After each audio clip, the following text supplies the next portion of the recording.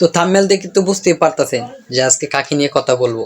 তো আজকে অন্য বিষয়ে কোনো কথা বলবো না, আজকে একজনকে নিয়ে কথা বলবো যিনি হচ্ছে কিং খান শাকিব খান। অবশেষে প্রতীক্ষার হলো অবসান, প্রকাশ পেল শাকিব খানের বহুল প্রতীক্ষিত ছবি বরবাদের টিজার, যেখানে নিজেই যেন নিজেকে ছাড়িয়ে যাওয়ার চেষ্টায় ঢাকাই সিনেমার এই শীর্ষ নায়ক। 1 মিনিট 44 সেকেন্ডের এই টিজারে কি নেই? আছে শাকিব খানের অ্যাকশন লুক, আছে ধুমধামাকা অ্যাকশন, আছে ভালোবাসার আকুতি। মৃত্যুরে না পাইলে আমি পুরা দুনিয়া বরবাদ করে দিতে পারি। প্রিয়তমার পর দ্বিতীয়বারের মতো শাকিব খানের নায়িকা হয়েছেন কলকাতার ইদিকা পল। গল্পে যার জন্য পৃথিবী বরবাদ করে দেওয়ার ঘোষণা দিয়েছেন নায়ক। মিশা সওদাগরের সাথে টিজারে দেখা মিলেছে পশ্চিমবঙ্গের আরেক অভিনেতা যিশু সেনগুপ্তের। ভিডিওতে তার ছোট্ট উপস্থিতি জানান দিচ্ছে সিনেমায় বড় ভূমিকায় দেখা যাবে তাকে।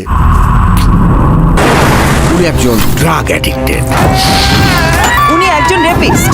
পুরো ছবিতে শাকিব খান আদতে কি মন্দ লোক নাকি ভালো? সংলাপে সে টুইস্ট রেখেছেন পরিচালক মেহেদী হাসান হৃদয়। প্রথম চলচ্চিত্র হিসেবে যে অনবদ্য এক নির্মাণ উপহার দিতে চলেছেন তিনি, তার আভাস মিলছে ছোট্ট টিজারেই। ফিউচার কি? আমি আমার ফিউচার নিয়ে ভাবি না।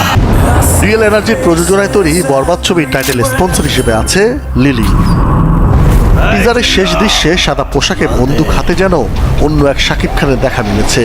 লুক থেকে শুরু করে হাঁটার দৃশ্যটি পুরো ছবি দেখার ক্ষুধা বাড়িয়েছে, যে ক্ষুধা মিটবে রোজার ঈদের দিন।